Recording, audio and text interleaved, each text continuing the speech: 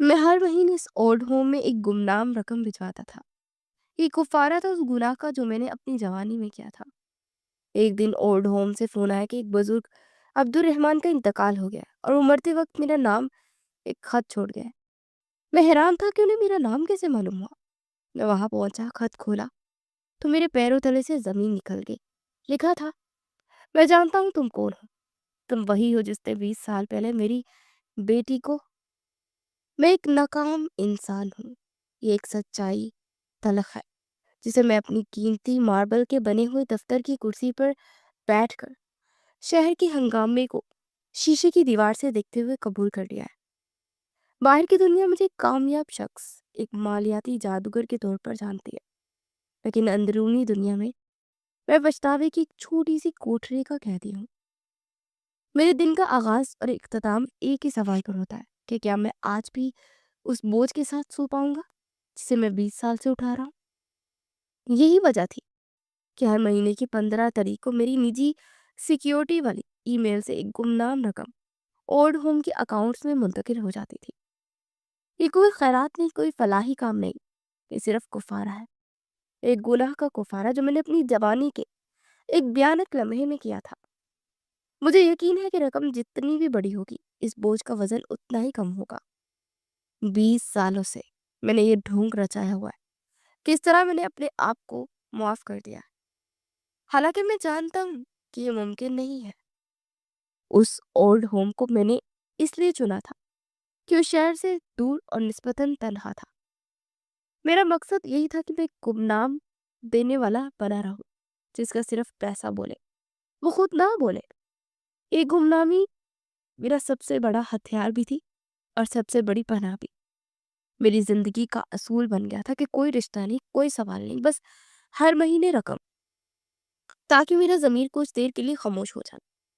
आज 15 तारीख नहीं थी, एक आम बुध का दिन था जब मैं एक बड़ी डील पर दस्तखत करने वाला था, जिससे मेरी कंपनी को कई मिलियन का फायदा होना था। मैंने अपना फोन साइलेंट पर रखा हुआ था जब मेरे पर्सनल असिस्टेंट ने अंदर आकर गर्मजोशी की कि एक ओल्ड होम से एक हंगामी कॉल आई है। मैंने हैरत से अपने कॉन्फ्रेंस रूम की खामोशी को देखा। मैंने उन्हें सख्ती से मना किया था कभी मुझसे बराह रास्त राब्ता ना करें। मैंने कॉल उठाई। दूसरी तरफ से ओल्ड होम की निगरान खातून की आवाज थी, जो खौफ और दुख के दरमियान लटकी हुई थी। उन्होंने बताया कि अब्दुल रहमान साहब, हमारे सबसे पुराने बुजुर्गों में से, आज सुबह इंतकाल कर गए। मेरे लिए खबर दुख से ज्यादा बेहिसी लाई। एक और रूह दुनिया से चली गई, लेकिन फिर अगला जुमला मेरे वजूद को हिला गया। वो आखिरी वक्त तक मेरा नाम दे रहे थे। उन्होंने कहा जब मेरा फोन आए तो मुझे एक खत दे जो उन्होंने मेरे लिए छोड़ा है। मेरे मुंह से निकल गया कि मेरा नाम, मैं कौन हूँ? आप आपको मेरा नाम कैसे मालूम हुआ? उन्होंने बताया कि अब्दुल रहमान साहब ने सब कुछ बताया था। उन्होंने बताया कि मैं अली हूँ और ये भी बताया कि मैं हर महीने गुमनाम रकम क्यों बेचता हूँ। उनकी आवाज में नरमी की बजाय एक अजीब सी तफशीशी लहजा था। मुझे महसूस हुआ जैसे मैं 20 सालों से जिस गुमनामी के खौल में महफूज हूँ, वो एक ही लम्हे में टूट गया है। मेरा कुफारा, मेरा पनाह का, मेरी कमजोरी बन चुकी है। अब्दुल रहमान कौन थे? क्या वो मेरे माजी का कोई हिस्सा थे? क्या कोई अंकल या वालिद के दोस्त थे जिनसे मैं भूल चुका हूँ, जिनको मुझे याद नहीं पड़ता कि मैंने कभी भी किसी इस ओल्ड होम में किसी अब्दुल रहमान से मुलाकात की हो। मैंने डील को फौरी तौर पर मुलतवी किया और बगैर किसी को कुछ बताए ओल्ड होम की तरफ गाड़ी दौड़ा दी। मेरा दिमाग एक ही ख्याल में अटका हुआ था कि वो खत क्या कहता होगा। मैं जैसे ही ओल्ड होम की खामोश लॉबी में पहुंचा, निगरान खातून ने एक बंद लिफाफा मेरे हवाले किया। मेरे हाथ लर्ज रहे थे। ये लिफाफा किस्मत का फैसला करने वाला था। मेरे गुनाह की सच्चाई अब किसी और को भी मालूम हो चुकी थी। मैंने वो खत खोला। चंद अल्फाज ही लिखे थे, मगर उनमें इतनी ताकत थी कि वो मेरी पूरी दुनिया को उलट पुलट कर सकते थे। लिखा था कि मैं जानता हूँ तुम कौन हो। तुम वही हो जिसने 20 साल पहले मेरी बेटी को उसकी इज्जत की खातिर बदनामी से बचाया था। मेरे हाथ से खत छूट गया, मेरा सांस मेरी पसलियों में अटक गया। मैंने तेजी से दोबारा उठाया। मेरे पैरों तले से जमीन निकल गई। मैं हैरान था कि इस बुजुर्ग को جس سے میں کبھی نہیں ملا، میرے ماضی کا یہ راز کیسے معلوم؟ میں سکتے میں تھا، میرے سر میں چکر آ رہے تھے۔ میں نے وہ برا کام نہیں کیا تھا، بلکہ ایک نیک کام کیا تھا جسے میں نے ساری عمر گناہ سمجھا تھا۔ میں نے خط کے آخری حصے پر ایک کوڈ دیکھا جو شاید کسی پرانی ڈائری کی نشاندہی کر رہا تھا۔ میرے لیے وقت اچانک رک گیا، لابی کی خاموشی مجھے کاٹنے لگی، اور میرے ارد گرد اولڈ ہوم کے بوڑھے مکینوں کی سرگوشیاں میرے کانوں تک نہیں پہنچ پا رہی تھی۔ میرے ہاتھ میں عبد الرحمن صاحب کا خط ایک پگھلتے ہوئے برف کے ٹکڑے کی طرح لگ رہا تھا۔ میں نے اسے پھر سے پڑھا۔ 25 سال کی عمر میں کیے گئے ایک اہم گانا فعال کو میں نے 20 سال تک گناہ کی سلاخوں کے پیچھے قید رکھا۔ میں نے خود کو مجرم مانا، خود کو سزا دی۔ میرے خیال میں بدنامی کا بوجھ میرے اوپر آنے سے اس کی بیٹی بدنام ہونے سے بچ گئی تھی۔ میں نے اسے ایک قربانی سمجھا، ایک ایسی قربانی جو مجھے اندر سے کھوکھلا کر گئی، مگر یہ خط تو کچھ اور ہی کہہ رہا تھا۔ میری آنکھوں کے سامنے 20 سال پہلے کی وہ رات گھوم گئی، وہ پارٹی، روشنیوں کا شور اور وہ خوفزدہ چہرہ۔ میں نے دیکھا کہ کچھ لوگ اسے نقصان پہنچانے کی کوشش کر رہے تھے۔ میں نے اس وقت خود ایک بگڑا ہوا نوجوان تھا، نہ جانے کیوں کون سی نیکی کی رمق میرے اندر باقی تھی کہ میں نے مداخلت کی، میں ان لوگوں سے اسے بچایا۔ مگر اس کے بعد جو ہوا وہ ایک غلط فہمی کی بنیاد بن گیا۔ میں نے صورتحال کی نزاکت کو دیکھتے ہوئے اور لڑکی کے مستقبل کو بدنامی سے بچانے کے لیے جان بوجھ کر یہ تاثر دیا کہ میں ہی وہ شخص ہوں جس نے یہ سارا منظر بنایا تھا۔ مجھے لگا کہ اگر میں قصوروار بن گیا تو اس کی عزت بچ جائے گی۔ میں نے ہمیشہ سوچا کہ میں نے اپنے خاندان اور اپنے ضمیر کے سامنے ایک گناہ کیا ہے جس کی تلافی میں ان گمنام رقوم سے کر رہا ہوں۔ مگر عبد الرحمن صاحب کا یہ خط میرے سارے فلسفے کو، میرے سارے کفارے کو جھوٹا ثابت کر رہا تھا۔ میں نے حیرت سے نگران خاتون کی طرف دیکھا جو خاموشی سے کھڑی تھی اور میرے رد عمل کا انتظار کر رہی تھی۔ میں نے پوچھا، کیا انہیں اس بارے میں معلوم تھا؟ انہوں نے سر جھکا لیا اور کہا کہ عبد الرحمن صاحب بہت پرانے اور نیک انسان تھے۔ انہوں نے بتایا کہ وہ 20 سال سے کسی کا انتظار کر رہے ہیں۔ وہ جانتے تھے کہ میں کسی نہ کسی صورت میں ان کی زندگی میں شامل ہوں۔ ان کا کہنا تھا کہ وہ مجھ سے صلح چاہتے تھے، نہ کہ کوئی وضاحت۔ صلح؟ اس لفظ نے مجھے اور بھی بے چین کر دیا۔ میں جس شخص کو اپنی سزا کا ذمہ دار سمجھ رہا تھا وہ تو میری قدر کر رہا تھا۔ میں نے خط کو پھر غور سے دیکھا۔ آخری پیراگراف میں عبد الرحمن صاحب نے لکھا تھا کہ وہ چاہتے تھے کہ میں اپنی تنہائی ختم کر دوں کیونکہ یہ تنہائی میری سزا بن چکی ہے۔ انہوں نے ایک چھوٹی سی پہیلی دی کہ بیٹا، میری بیٹی نے اپنی زندگی کا ایک حصہ چھپا رکھا تھا، اسے ڈھونڈو اور تمہیں معلوم ہوگا کہ تم کون ہو۔ جاؤ اس پرانے برگر کے نیچے چھپی ہوئی روشنی کو دیکھو۔ مجھے لگا یہ کوئی کوڈ ہے جو کسی جگہ کی نشاندہی کر رہا ہے۔ پرانا برگر، کھڑکڑ کا درخت۔ مجھے یاد آیا کہ شہر کی نواح میں ایک پرانی ویران لائبریری ہے جس کے ساتھ صدیوں پرانا برگر کا درخت موجود ہے۔ میں بچپن میں وہاں جایا کرتا تھا۔ عبد الرحمن صاحب نے میرے لیے کوئی ڈائری چھوڑی ہوگی۔ یہ ڈائری اس کی بیٹی کی ہوگی جس میں اصل حقیقت درج ہوں گی۔ میں نے نگران خاتون کا شکر ادا کیا اور لابی سے باہر نکل گیا۔ اولڈ ہوم سے نکلتے وقت مجھے ایسا محسوس ہو رہا تھا جیسے میں آج پہلی بار آزادی کی ہوا میں سانس لے رہا ہوں۔ میری سالوں کی قید ٹوٹ چکی تھی، لیکن اب ایک نئی جستجو شروع ہو گئی تھی۔ مجھے عبد الرحمن صاحب کی بیٹی کی ڈائری تلاش کرنی تھی تاکہ میں جان سکوں کہ اس واقعے کی مکمل سچائی کیا تھی اور یہ کہ بزرگ کو یہ سب کچھ کیسے معلوم ہوا۔ میرا اگلا قدم تھا پرانی لائبریری کی طرف۔ میرے دل میں ایک عجیب سا اطمینان تھا جو 20 سالوں میں پہلی بار محسوس ہو رہا تھا۔ کفارہ ادا کرنے کے بجائے اب مجھے سچائی تلاش کرنی تھی۔ میری مرسیڈیز شہر کی چکا چوند کو پیچھے چھوڑتی نواحی علاقے کی طرف دوڑ رہی تھی۔ لائبریری کا راستہ ویران اور درختوں سے ڈھکا ہوا تھا۔ یہ علاقہ مجھے میرے ماضی کی طرف کھینچ رہا تھا، اس دور میں جب میں خوف، بدنامی اور خود ساختہ سزا کے دلدل میں دھنسا نہیں تھا۔ مجھے لگا شاید عبد الرحمن صاحب نے یہ جگہ صرف کوڈ کے طور پر نہیں بتائی، بلکہ وہ چاہتے تھے کہ میں اپنی جڑوں کو یاد کروں۔ جیسے ہی میں پرانی بلڈنگ کے سامنے رکا، صدیوں پرانا برگر کا درخت اپنے گھنے سائے کے ساتھ کھڑا تھا۔ یہ درخت برسوں کے رازوں کا امین معلوم ہوتا تھا۔ پرانی لائبریری جس کی اینٹوں کا رنگ اب برا ہو چکا تھا، خاموشی سے اپنے وجود برقرار رکھے ہوئے تھی۔ میری گاڑی کی لائٹس بند کی اور باہر نکل گیا۔ میں سیدھا اس برگر کے نیچے گیا۔ زمین پر پڑتے پرانے پتے اور ٹہنیوں کا ڈھیر تھا۔ میں نے ہر پتھر اور ہر درار کو دیکھا۔ عبد الرحمان صاحب نے ایسا کیا چھپا رکھا ہوگا؟ کوئی ڈائری یا کوئی اشارہ؟ میں نے برگر کے تنے کو ہاتھ لگایا۔ اس کی چھال پر وقت کی کئی لکیریں تھی۔ مجھے اچانک خیال ہے کہ کوٹ کا مطلب چھپا ہونا نہیں بلکہ اوپر ہونا بھی ہو سکتا ہے۔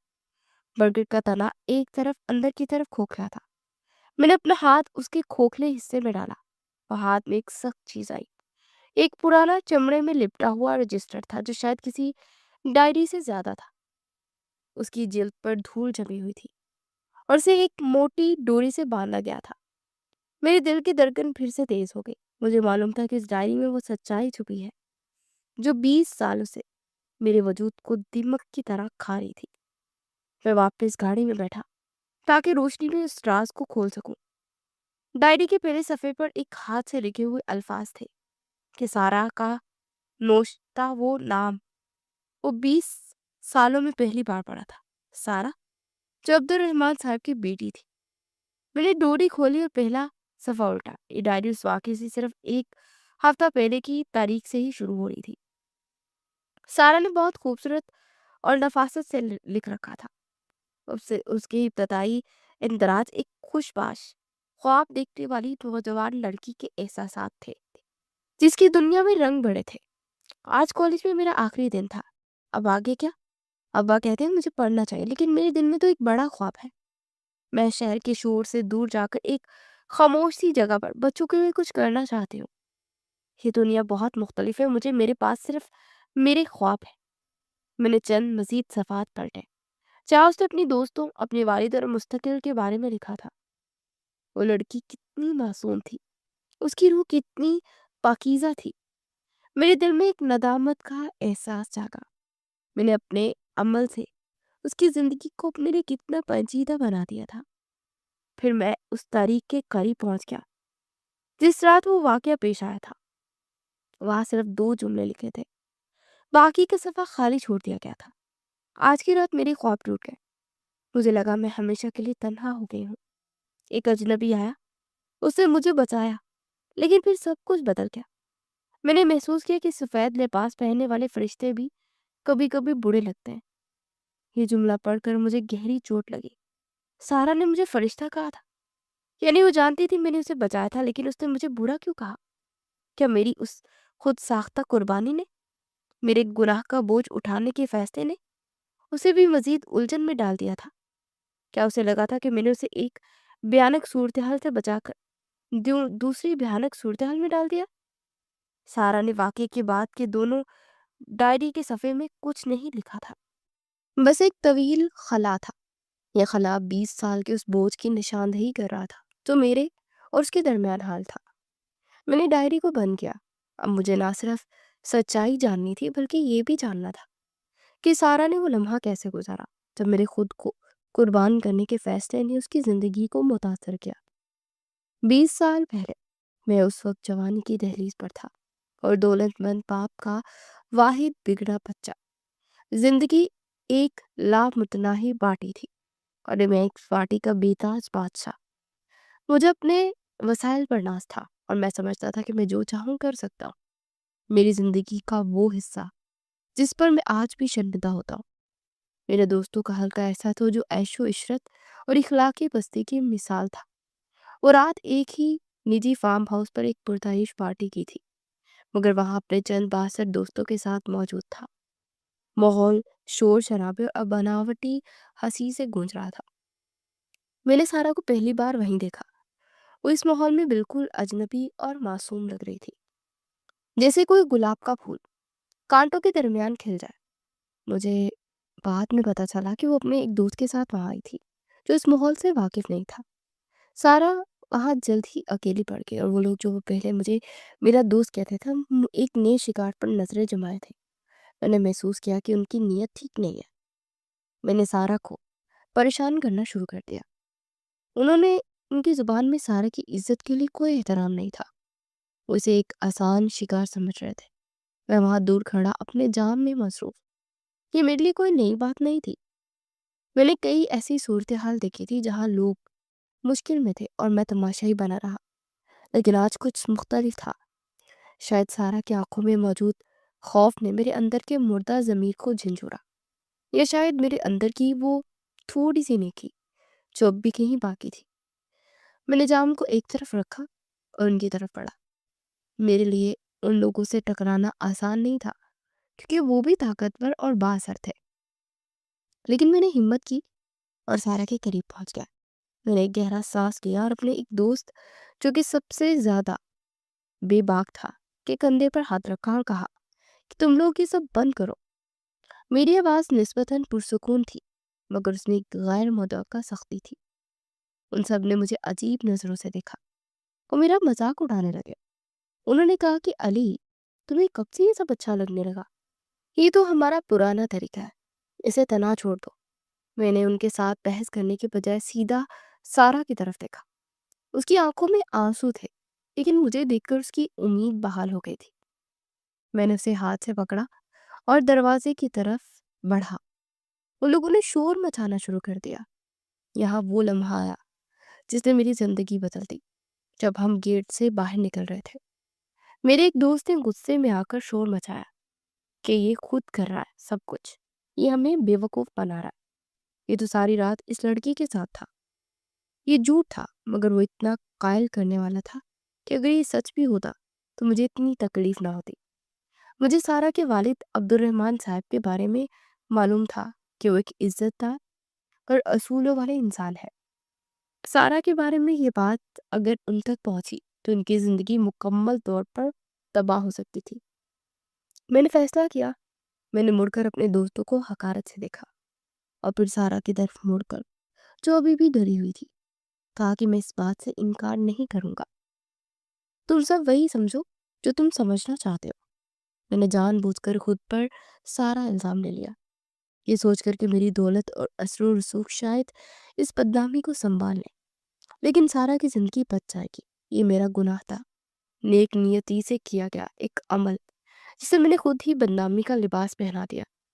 اس کے بعد میں نے سارا کو اس کے گھر کے قریب محفوظ جگہ پر چھوڑ دیا اور واپس اپنے گھر آ گیا۔ وہ رات مجھے معلوم نہیں تھا کہ میرے اس فیصلے نے سارا کی زندگی کو بھی بدل دیا ہے، اور میں نے اپنے اوپر جو گناہ کا ٹھیکہ لیا تھا وہ 20 سال تک میری روح پر حکمرانی کرے گا۔ میں نے سارا کی ڈائری پر نظر ڈالی، جہاں اس نے لکھا تھا کہ سفید لباس پہننے والے فرشتے بھی کبھی کبھی برے لگتے ہیں۔ کیا وہ اس لیے برا لگا تھا کہ میں نے اسے بچانے کے ساتھ ہی اس کے مستقبل کے لیے بھی ایک پیچیدہ صورتحال پیدا کر دی تھی؟ مجھے نہیں معلوم تھا۔ مجھے اب عبد الرحمن صاحب کا فیصلہ جاننا تھا کہ اس حقیقت کو جانتے ہوئے بھی کیوں خاموش رہے۔ میں نے سارا کی ڈائری کو دوبارہ کھولا۔ میرے دماغ میں 20 سال کی وہ رات کھل رہی تھی۔ میرا ایک لمحہ کا فیصلہ کہ خود کو بدنامی کا بوجھ دے کر سارا کی عزت بچانا۔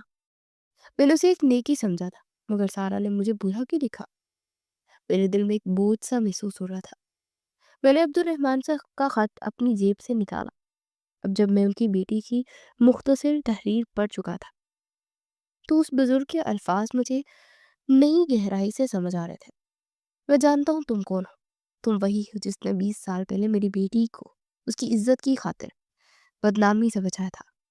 یہ جملہ ان کی معلومات کا خلاصہ تھا، مگر اگلا حصہ مجھے حیران کر گیا۔ عبد الرحمن صاحب نے خط میں تفصیل سے بتایا تھا کہ انہیں کیسے معلوم ہوا کہ اصل میں سارا کا نجات و ہند تھا، نہ کہ اس پر حملہ کرنے والا۔ انہوں نے لکھا تھا، بیٹا، تم نے سارا کو پارٹی میں اکیلا چھوڑ دیا تھا، لیکن میں نے یہ نہیں دیکھا کہ تم اس کے پیچھے آئے تھے۔ میں نے دور سے تمہارے دوستوں کی ساری بات چیت سن لی تھی۔ جب تم نے اپنے اوپر الزام لیا تو سارا کی جان بچ گئی، لیکن میرا دل ٹوٹ گیا کہ تم نے خود کو سزا کیوں دی۔ مجھے یقین نہیں آیا، سب کچھ جانتے تھے۔ عبد الرحمن صاحب وہاں موجود تھے۔ انہوں نے میرے جھوٹ کو سچ ماننے کے بجائے میرے دل کی نیکی کو پہچانا۔ وہ میرے انتظار میں تھے کہ میں کبھی ان کے پاس آ کر سچ بتاؤں۔ मगर मैं कभी ना आया। मैं तो दूर से ही पैसे बेचता रहा, खुद को एक गुनहगार समझते हुए, जिसका अब कोई सामना करने के काबिल नहीं। सबसे ज़्यादा जज़्बाती मोड़ तब आया जब मैंने उनका अगला पैराग्राफ पढ़ा। मैंने तुम्हारी गुमनाम रकम को कभी कुफारा नहीं समझा, मैं उसे तोहफ़ा समझता था। एक बेटा जो अपनी ज़मीर को बहलाने की कोशिश कर रहा है। मैंने तुम पर दबाव नहीं डाला, क्योंकि मुझे डर था कि अगर मैंने तुम्हें हकीकत बता दी, तुम्हारी ज़िंदगी भी मेरी बेटी की तरह मुश्किल हो जाएगी। तुमने एक इज़्ज़त को बचाया है, मैंने भी तुम्हारी इज़्ज़त की हिफाज़त करना चाहिए। ये जुमला मेरे अंदर एक धमाका कर गया। वो शख्स जिसके सामने मैं ज़िंदगी पर शर्मिंदा रहा, दर हकीकत मेरा मुहाफ़िज़ था। वो मेरी खामोश मदद को मेरे एहसास जुर्म के बजाय मेरे दिल की सच्चाई समझ रहा था। मेरे आंसू निकल आए।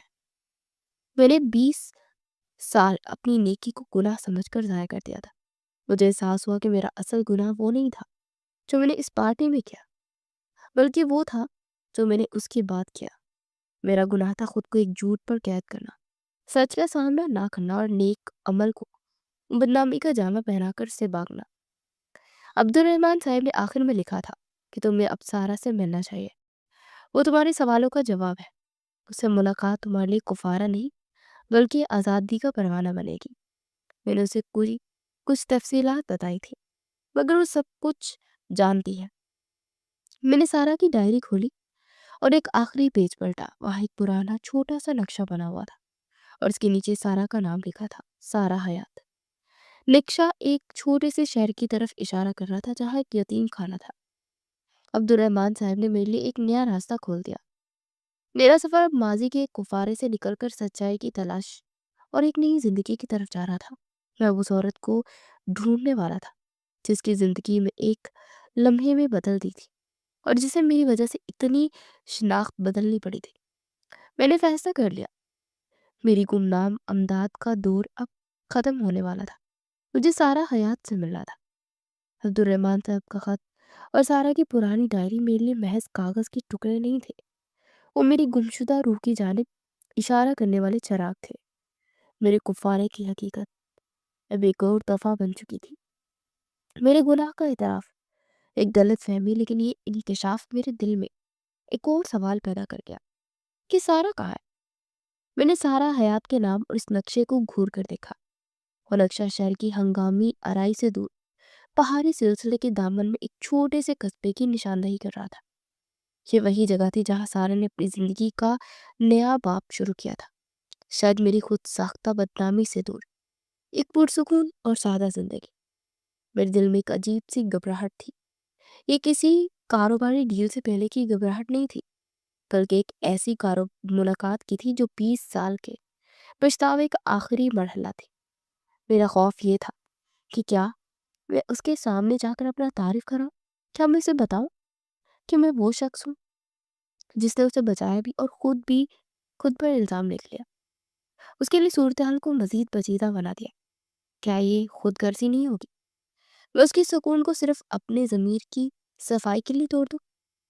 उसके वालिद ने कहा था कि सारा से मिलना मेरी आज़ादी का परवाना है, लेकिन एक आज़ाद शख्स को ये हक नहीं कि वो किसी दूसरे की मुश्किल से हासिल की गई आज़ादी को खतरे में डाले। मैंने पुराने दोस्तों, कॉलेज के रिकॉर्ड्स और निजी तफ्तीशी टीमों को इस्तेमाल किया ताकि सिर्फ उस यतीम खाने का पता लगा लूं जहाँ सारा काम कर रही थी। उस तफ्तीश के दौरान मुझे मालूम हुआ कि सारा ने वहाँ अपनी ज़िंदगी को मुकम्मल तौर पर वक्फ कर रखा है। वो वहाँ सिर्फ निगरान नहीं थी, बल्कि इन मासूम बच्चों को एक माँ का साया थी। वो बच्चे जिनके पास दुनिया में कोई और सहारा नहीं था, सारा की पनाहगाह में ज़िंदगी गुजार रहे थे। सारा ने अपने दर्द को दूसरों का इलाज बना लिया था। तफ्तीशी रिपोर्ट में यतीम खाने की एक हालिया तस्वीर थी। तस्वीर में सारा अपने काम में मगन थी। उसके चेहरे पर 20 साल पहले की मासूमियत की जगह एक पुख्ता सुकून और गहरी मोहब्बत झलक रही थी। उसके बाल सफ़ेद हो चुके थे, लेकिन उसकी आंखें, जो मैंने आखिरी बार खौफज़दा देखी थी, अब इत्मीनान से चमक रही थी। ये देखकर मेरे दिल में एक पुरसुकून तूफान बर्पा हो गया। वो बच गई थी। वो ना सिर्फ बच गई थी, बल्कि उसने अपनी ज़िंदगी को एक अजीम मकसद के लिए वक़्फ़ कर दिया था।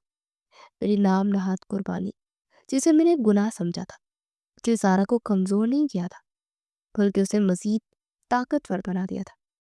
میں نے فیصلہ کیا کہ میں گمنام نہیں رہوں گا، یہ میں ان کے سامنے جاؤں گا اور اس سے اپنی کہانی سناؤں گا، بلکہ میں اس کے مشن میں شامل ہوں گا۔ مجھے عبد الرحمن صاحب کے الفاظ یاد آئے کہ تمہیں خود کو سزا دینا بند کرنا ہوگا۔ میرا نیا کفارہ یہ نہیں تھا کہ میں چھپ کر رقم بیچوں، بلکہ یہ تھا کہ میں سچائی کے ساتھ جینے کا حق حاصل کروں۔ میں نے اپنی گاڑی کا رخ اس قصبے کی طرف موڑ لیا جہاں سارا موجود تھی۔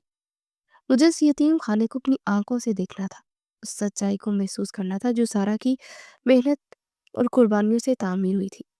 یہ میرا آخری سفر تھا، میرے پچھتاوے اور آزادی کا سفر۔ میں نہیں جانتا تھا کہ سارا سے مل کر میں اسے کیا کہوں گا، لیکن مجھے یقین تھا کہ اس سفر کا اختتام میرے لیے اندرونی سکون کا باعث بنے گا۔ میری منزل ایک یتیم خانہ تھی اور میں ایک ایسا یتیم تھا جو اپنی گمشدہ نیکی کو ڈھونڈ رہا تھا۔ میں ایک ایسے سفر پر تھا جہاں میری منزل ایک سڑک کے کنارے کا یتیم خانہ تھا، اور میرا مقصد ایک ایسی ملاقات تھی جس سے میں سب سے زیادہ ڈرتا تھا۔ وہ قصبہ چھوٹا اور پرسکون تھا، سی گلی کوچے میری تیز رفتار شہری زندگی کی شور سے کوسوں دور تھے۔ جو میں سارا کے ٹھکانے کے قریب پہنچ رہا تھا، میرے اندر خوف اور امید کی ایک شدید جنگ شروع ہو گئی۔ خوف کا سوال یہ تھا کہ اگر میں سارا کے سامنے گیا اور اسے سچ بتایا تو کیا ہوگا؟ اگر میں نے کہا کہ میں وہی شخص ہوں جس نے تمہیں بچایا لیکن پھر تم پر لگے الزام کو خود پر لے گیا، تو کیا وہ میرے اس نیک کام کی قدر کرے گی یا اسے ایک سفید جھوٹ سمجھے گی؟ ایک جھوٹ جس نے اس کے والد کو بھی عمر بھر انتظار کرنے پر مجبور کیا اور اسے اپنے نام و مقام بدلنے پر مجبور کیا۔ میری سچائی شاید اس کی بڑی محنت سے تعمیر کی گئی نئی زندگی کی بنیادیں ہلا دے۔ ہو سکتا ہے کہ مجھے وہ اپنی پریشانی کی جڑ سمجھے تاکہ اپنے نجات و ہند کی۔ میں نے اپنی گاڑی ایک دور دراز جگہ پر روکی جہاں سے یتیم خانے کی عمارت صاف نظر آ رہی تھی۔ وہ ایک سادہ لیکن دلکش عمارت تھی۔ سامنے ایک چھوٹا سا میدان تھا جہاں بچے کھیل رہے تھے، ان کی معصوم ہنسی ہوا میں گونج رہی تھی جو میرے کانوں کے یہ ایک انوکھی موسیقی تھی۔ اور پھر میں نے سارا کو دیکھا، وہ بچوں کے درمیان بیٹھی تھی، انہیں کوئی کہانی سنا رہی تھی۔ اس کے چہرے کی جھریاں 20 سال کی کہانی سنا رہی تھی، لیکن ان کے پیچھے ایک گہرا سکون تھا۔ وہ اپنے کام میں مگن تھی، دنیا سے بے نیاز۔ وہ اب وہ خوفزدہ لڑکی نہیں تھی جسے میں نے ایک رات تاریکی میں چھوڑ دیا تھا۔ وہ اب ایک طاقتور عورت تھی جو نہ صرف اپنی زندگی جی رہی تھی بلکہ کئی بے سہارا بچوں کی زندگیوں کو سہارا بھی دے رہی تھی۔ اس لمحے میرے دل میں ایک شدید احساس ندامت جاگا۔ میرا گناہ، جیسا کہ عبد الرحمن صاحب نے اشارہ کیا تھا، دراصل سچ نہ بولنا تھا۔ 20 سال پہلے مجھے سارا کے والد کے پاس جانا چاہیے تھا اور سب کچھ سچ بتا دینا چاہیے تھا، مگر میں نے خود کو ہیرو بنانے اور خود کو مجرم سمجھنے کی اس پیچیدہ نفسیاتی بھول بھلیوں میں گم کر دیا۔ میں نے وہاں اس پرسکون منظر کو صرف چند منٹ تک دیکھا اور پھر میرے ذہن میں ایک فیصلہ بجلی کی طرح چمکا، میں اندر نہیں جاؤں گا۔ میں نے اپنے ملاقات کے ارادے کو ترک کر دیا۔ میرا حقیقی کفارہ یہ نہیں تھا کہ میں جا کر اسے یہ احساس دلاؤں کہ تمہاری مشکل میں میرا بھی کردار تھا، بلکہ یہ تھا کہ میں اس کی قربانی کا احترام کروں۔ سارا نے اپنی نئی زندگی بڑی مشکل سے حاصل کی تھی اور میں اپنے ضمیر کی تسکین کے لیے اس سکون کو خطرے میں نہیں ڈال سکتا تھا۔ اگر میں نے اسے اپنی شناخت بتا دی تو شاید میں اس کی نظروں میں اس دن کا بوجھ بھی پھر سے ڈال دوں جب وہ خود کو بے سہارا محسوس کر رہی تھی۔ میں نے فیصلہ کیا کہ میرا کفارہ گمنام خیرات یا خود کو سزا دینے میں نہیں بلکہ اس کی مدد کرنے میں ہے، بغیر اس کی زندگی میں مداخلت کیے۔ میں نے گاڑی کا رخ موڑا۔ واپسی کا سفر آمد کے سفر سے زیادہ بھاری تھا، لیکن اس میں ایک نیا عزم تھا۔ عبد الرحمن صاحب کا خط اور سارا کی ڈائری نے مجھے صرف سچائی نہیں بتائی تھی بلکہ میرے لیے ایک نیا راستہ بھی کھول دیا تھا۔ میں نے شہر واپس پہنچتے اپنے لیے ایک بڑا فیصلہ کیا۔ میں اب گمنام رقم نہیں بھیجوں گا بلکہ ایک نظام قائم کروں گا جو سارا کے مشن کو قانونی اور پائیدار مدد فراہم کر سکے۔ ایک ایسا کفارہ تھا جو میری روح کو آزاد کر سکتا تھا اور سارا کے مقصد کو تقویت دے سکتا تھا۔ وہ तस्वीर से वापस आया तो मेरी रूह पुराने वजन से हल्की हो चुकी थी। मैंने सारा से मुलाकात का इरादा तर्क करके दर हकीकत एक नया बोझ उठा लिया था, और वो बोझ उसके सुकून की हिफाजत का था। 20 साल पहले के खौफ और अब के खौफ में फर्क था। पहले मैं अपनी बदनामी से डरता था, अब मैं उसकी सुकून की जिंदगी को बिगाड़ने से डरता था। दफ्तर में वापस आकर मैंने अब्दुल रहमान साहब का वो खत खोला जिसे मैंने अपने कीमती दस्तावेजात के खाने में सजा दिया था। मेरी नज़र फिर उसकी आखिरी नसीहत पर पड़ी कि बेटा, सच को हमेशा सच की जगह देना चाहिए। सिर्फ सच ही नहीं तुम्हें आज़ाद कर सकता। सच्चाई ये थी कि मैं सारा का नजातो हिंद था, मुजरिम नहीं। सच्चाई ये थी कि अब्दुल रहमान साहब ने मुझे दिल से माफ़ कर दिया था। लेकिन आज़ादी का मतलब क्या था? क्या आज़ादी सिर्फ मेरे ज़मीन की तस्कीन थी, या फिर उस नेक अमल को मुकम्मल करना जो मैंने 20 साल पहले शुरू किया था? मुझे एहसास हुआ कि मेरी आज़ादी तब मुकम्मल होगी जब मेरा अमल सिर्फ मेरे लिए नहीं बल्कि उस शख्स के लिए भी मुफीद हो जिसकी वजह से मुझे ये सारी कहानी याद आई। सारा का सच, उसका यतीम खाना वो जगह जहाँ उसने अपनी तन्हाई को हजारों बच्चों के मुस्तकबिल की तामीर में बदल दिया था। मेरी मेज़ पर सारा के यतीम खाने की एक मुफस्सल रिपोर्ट मौजूद थी। मैंने देखा कि वो माली मुश्किलात का शिकार थी, इमारत खस्ता हाल थी और वसाइल कम थे।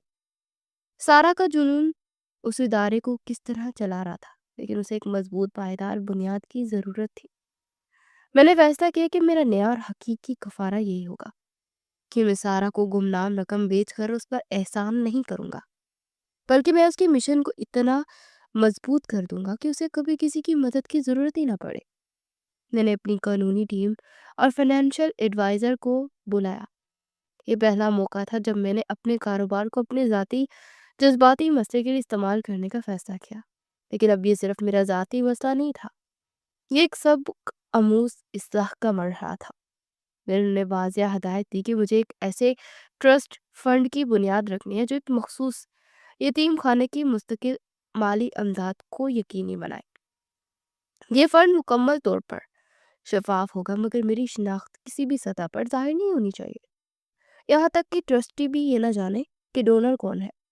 मैंने वो सारी तफसीलात और मालूमात फराहम की जो मैंने तफ्तीश के दौरान जमा की थी। मैंने करोड़ों की रकमें उस फंड में मुंतकिल कर दी ताकि यतीम खाने की मुरम्मत हो सके, बच्चों की तालीम और सेहत के बेहतरीन इंतजामात किए जा सके, और सारा को कभी माली परेशानी का सामना ना करना पड़े। मेरे वकील ने हैरत से पूछा कि सर, एक बहुत बड़ी रकम है, क्या आप इस फलाही काम की कोई पब्लिसिटी नहीं चाहेंगे? मैंने मुस्कुरा कर नफीन में सर हिलाया और कहा कि इसका अजर मुझे शोहरत की सूरत में नहीं चाहिए, बल्कि अंदरूनी सुकून की सूरत में चाहिए। ये मेरा आखिरी कोफारा है। मैंने अब्दुल रहमान साहब के अल्फाज पर गौर किया। सच्चाई ये थी कि मुझे अब तन्हाई भी महसूस हो रही थी। मैंने सारा की मदद तो कर दी थी, मगर अपने आप को आज़ाद नहीं किया था। आज़ादी सिर्फ माली मदद देने से नहीं, बल्कि सच्चाई का सामना करने से हासिल होती है। मुझे याद आया कि अब्दुल रहमान साहब ने खत में एक और बात देखी थी कि सिर्फ एक दफ़ा उसे अपना नंबर देना। मैंने एक सादा छोटा सा खत लिखा जिस ट्रस्टी फंड के कानूनी दस्तावेजात के साथ यतीम खाने में भेजा जाना था। खत में मैंने अपना नाम नहीं लिखा, बस इतना लिखा कि इमदाद एक ऐसे शख्स की तरफ से है जो आपकी ज़िंदगी में होने वाली हर नेकी और कुर्बानी का एहतराम करता है। आपका मिशन काबिले तारीफ है। अगर आपको कभी भी किसी ज़ाती मशवरे की ज़रूरत हो तो आप इस नंबर पर रब्ता कर सकती हैं। और नीचे मैंने अपना निजी सेल फोन नंबर भी लिखा था। एक छोटा सा कदम था, लेकिन मैं 20 साल की दीवार में एक खिड़की खोलने के मुतरादिफ था। मैंने सच्चाई के लिए एक दरवाज़ा खोल दिया था। अब फैसला सारा के हाथ में था। मेरा नया कुफारा मुकम्मल था। अब मुझे सिर्फ अपनी आज़ादी का इंतज़ार था। ट्रस्ट फंड के दस्तावेजात और मेरा छोटा सा खत यतीम खाने भेजे हुए एक हफ्ता गुजर चुका था। मैं उस हफ्ते हर गुजरते लम्हे को गिन रहा था। मुझे अपने कारोबारी इजलासों, मुनाफा और नुकसान से कोई दिलचस्पी नहीं थी। मेरा सारा ध्यान मेरी निजी फ़ोन पर था जिसका नंबर मैंने सारा को दिया था। मैं ये जानना चाहता था कि क्या वो मेरे इस नेक कुफारे को कबूल करेगी। फिर एक शाम में दफ्तर दफ्तर से निकल कर शहर की भीड़ में गुम हो चुका था। मेरा फ़ोन बजा। اسکرین پر ایک نامعلوم نمبر چمک رہا تھا۔ میرا دل سینے میں زور سے دھڑکا۔ میں نے گہری سانس لی اور کال اٹھائی۔ میری آواز لرز رہی تھی۔ دوسری طرف ایک مدھم پرسکون لیکن مضبوط آواز تھی جو میں نے 20 سال پہلے آخری بار خوف زدہ سنی تھی۔ انہوں نے کہا کہ میں سارا حیات بات کر رہی ہوں، یتیم خانے سے۔ اس کی آواز سن کر مجھے لگا جیسے میرے اندر کی 20 سال کی خاموشی ٹوٹ گئی ہو۔ مجھے معلوم تھا کہ مجھے محتاط رہنا ہے۔ میں نے رسمی لہجہ برقرار رکھنے کی کوشش کی اور کہا کہ جی میں سن رہا ہوں، آپ نے رابطہ کیا، شکریہ۔ انہوں نے کہا کہ میں آپ شکریہ ادا کرنا چاہتی ہوں آپ کا۔ صرف شکریہ کہنا بہت چھوٹا لفظ ہے، آپ نے جو کچھ ہمارے لیے کیا اس نے ہمیں نئی زندگی دی ہے۔ اب ہمیں ہر روز یہ فکر نہیں ہوگی کہ کل بچوں کو کیا کھلائیں گے۔ اس کی آواز میں گہری تشکر تھی، وہ ایک لمحے کے لیے خاموشی، اور اس کی آواز میں شک کا ایک ہلکا سا سایہ ہے۔ انہوں نے کہا لیکن میں یہ جاننا چاہتی ہوں کہ آپ کون ہیں؟ اتنا بڑا دل رکھنے والا کوئی بھی شخص گمنام نہیں رہ سکتا۔ مجھے یہ بھی محسوس ہو رہا ہے کہ اس امداد کے پیچھے ایک خاص احساس ہے، صرف دولت نہیں ہے۔ اب وقت تھا سچ کا اور ایک اور دروازہ کھولنے کا۔ میں نے کہا میں جانتا ہوں میں آپ کی مدد میں مداخلت نہیں کرنا چاہتا، میں نے بس اس لیے مدد کی کیونکہ آپ کا کام بہت نیک ہے۔ لیکن آپ صحیح کہتے ہیں، اس کے پیچھے صرف مدد نہیں بلکہ ایک پرانا تعلق ہے۔ میں نے احتیاط سے اپنے الفاظ کا چناؤ کیا۔ میں نے پوچھا سارا، کیا آپ کو 20 سال پہلے کی ایک رات یاد ہے جب ایک پارٹی میں ایک بڑا واقعہ ہونے والا تھا اور ایک شخص نے آ کر مداخلت کی تھی؟ دوسری طرف گہری خاموشی چھا گئی۔ میں نے اپنی سانسیں روک لی۔ یہی وہ لمحہ تھا جس سے میں سب سے زیادہ ڈرتا تھا۔ اس کا جواب میری ساری آزادی چھین سکتا تھا۔ آخرکار اس نے آہستگی سے کہا، ہاں مجھے یاد ہے۔ میں اسے کیسے بھول سکتی ہوں؟ میں نے صرف یہ 3 الفاظ کے جو 20 سال کی ندامت کا نچوڑ تھے کہ میں وہی شخص ہوں۔ سارا نے پھر ایک لمبی سانس لی اور کہا کہ میں جانتی ہوں۔ میں ہکا بکا رہ گیا۔ میں نے پوچھا کہ کیا؟ انہوں نے بتایا کہ جب آپ نے وہ خط لکھا تھا جس میں کہا تھا کہ آپ میری نیکی کا احترام کرتے ہیں، اور جب میں نے آپ کی آواز سنی تو مجھے لگا میں نے اسے پہلے کہیں سنا ہے۔ پھر مجھے ابا کا خط اور آپ کی قربانی یاد آئی۔ ابا نے مجھے سب کچھ بتا دیا تھا۔ اس کی بات سن کر مجھے یقین ہو گیا کہ عبد الرحمن صاحب نے اپنا فرض مکمل کر دیا تھا۔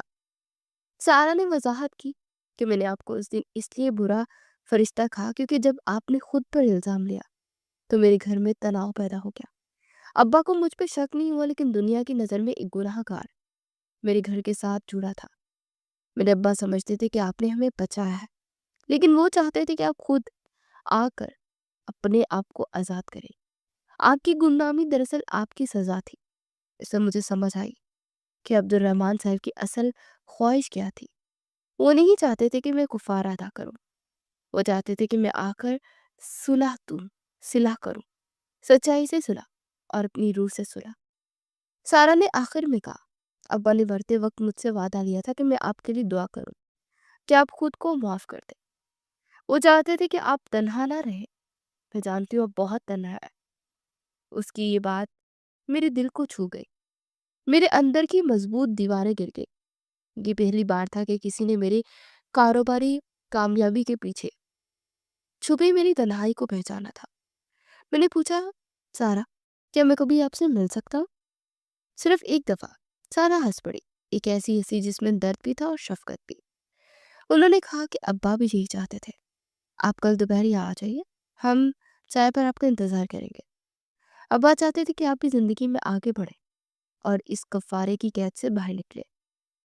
میری آنکھوں میں نمی آ گئی۔ میں نے پہلی بار حقیقی آزادی محسوس کی۔